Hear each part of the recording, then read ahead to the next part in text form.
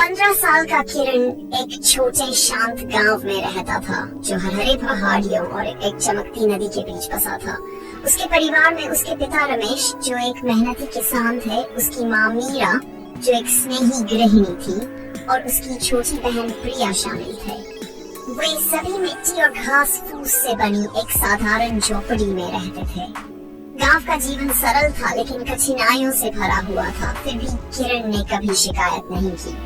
उसे अपनी जमीन, नदी और अपने घर के ऊपर फैले अनंत नीले आसमान से बहुत लगाव था। हर सुबह सूरज उगने से पहले किरण अपने पिता के साथ खेतों में काम करने के लिए उठ जाता था। मिट्टी की खुशबू ताजा होती और पत्तों पर गिरी ओस मोतियों की तरह चमकती थी। जब वे खेत जोतते, उसके पिता उसे खेती के गुर सिखाते, बीज बोने का सही समय, फसलों की देखभाल का तरीका और धैर्य का महत्व।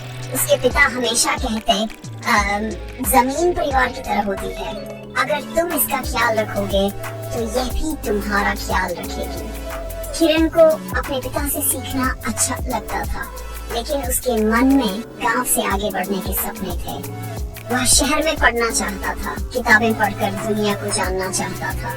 उसकी माँ उसकी इच्छाओं पर मुस्कुराती थी, लेकिन उसके पिता चुप रहते थे। पढ़ाई के लिए पैसे चाहिए थे और उनकी खेती से बस गुजारा ही चलता था। एक शाम खेतों में काम करने के बाद किरण घर लौटा तो देखा कि उसकी माँ चुपचाप बैठी थी। हाथ में एक चिट्ठी थी और आंखों में आंसू थे। ये शहर के स्कूल से पत्र आया है, माँ ने कांपती आवाज में कहा। तुम्हें छात्रवृत्ति मिल गई है।